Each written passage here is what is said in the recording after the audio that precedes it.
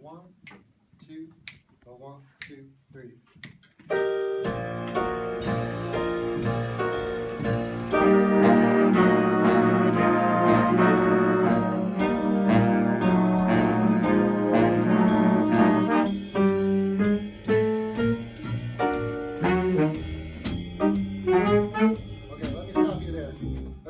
So we're already at a bridle tempo. So this tune is not splanky. This is splanky. What do I mean by that? Well, you guys are playing this nice melody. Sounds good, right? But it's not what matches the theme or the quality of what this tune is asking for. It's a little dirtier. It's a little more greasy than that.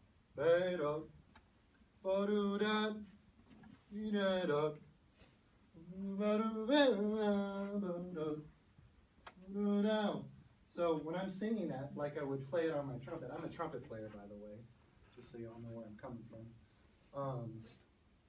More volume and more contrast in the line. So I'm hearing, you're too nice. You guys are being too nice to me with this melody.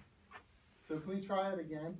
And I know it's not easy. I'm actually more of a shy personality myself, and I've worked on this over the years. Used to be really quiet back in my undergrad, too quiet. So kind of when you play your instrument, it's not easy, but you got to take on a different personality. So give me a little more grease, a little bit more sass. Almost like you're talking back to your parents. You guys don't do that, I'm sure, right? But if you were to, it'd be a little more aggressive, right? So let's try this again. 1, 2, 1, 2, 3, 4.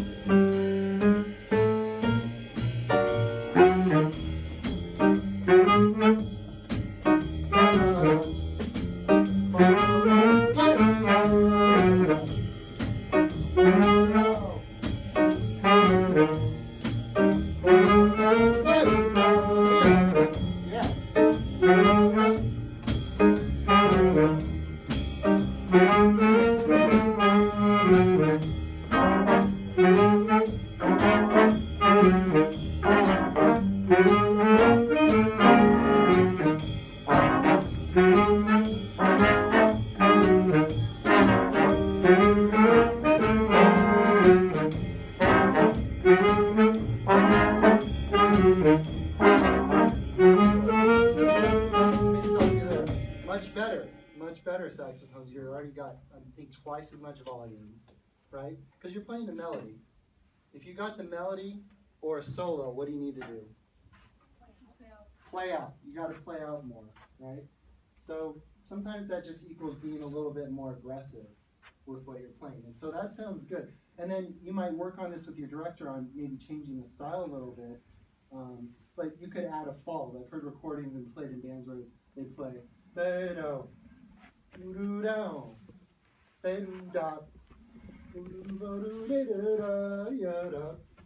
work on either ending with a big fat quarter note, dot, or a fall. And that's something you can experiment as you go forward with this tune. Now, brass, I'm going to pick on you guys. You guys have the melody. Same statement, right? Correct? Yeah? Are you with me? So, again, I'm going to ask the same thing that I asked the saxes. More aggression, more sound. And this is one of my general comments. I have some general comments on here from the entire set. You guys play brass instruments, right? Trumpet section. I got to hear more volume from you in general.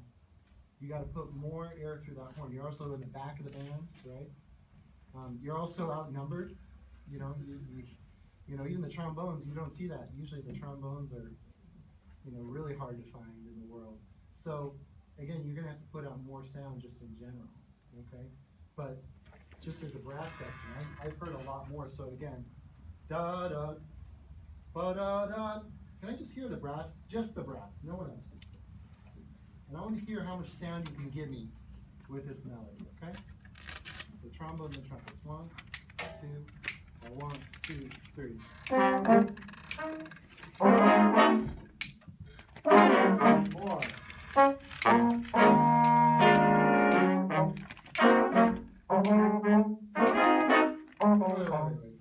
kind of got out.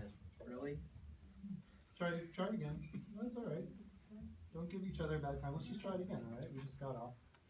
More volume. What you want as a brass player is your band director to say, no, too much. That's really what you want. Okay? 1, 2, 1, 2, 3. Wait. Yeah. There's a 1. Yeah. You guys start on 1, right? We start on 2. Start on Yeah, 2. 2. Okay.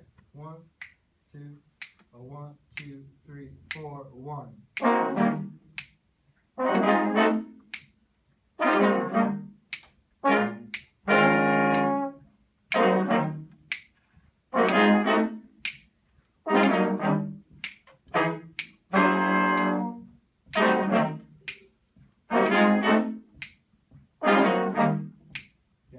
So even more volume, guys. And that's how I felt as a band. We could play out a lot more, just in general. And once we start to get our sound in front of the hall, that was a big hall, right? Here, you're gonna be able to fill up your sound pretty easily, hitting the back of the wall here. But in an auditorium like that, you wanna think, conceptualize in your mind how to fill up your sound, no matter what instrument you play, with the entire hall. And I felt like you guys kind of just played maybe the basically the size of this room is kind of where you were conceptualizing your sound. So feel free to play out more, because you guys sound good as a band and you guys can play your horns. It's just, it makes it hard as an audience member to, oh, I can't quite hear them. Like, what are they playing, you know? So let's move on from that. Can we take it at your solo? And try, I want you to try building to the shout here, okay? It's a challenge, but I just want you to give it your best shot. So where would that be at? Where's a good starting place? 33? Okay, let's take it at 33. 1, 2, 1, 2, 3, 4.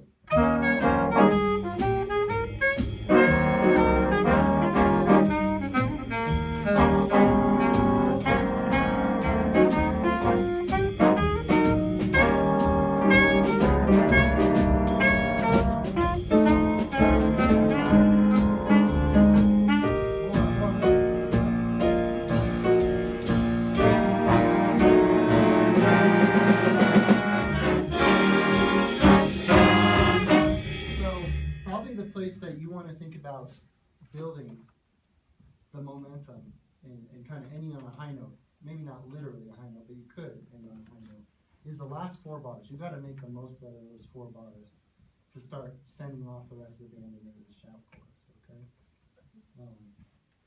Not an easy thing to do.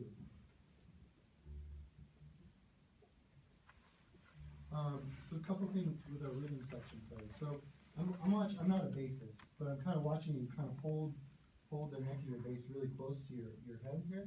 I think one thing that you try to do is bring it out a little bit more.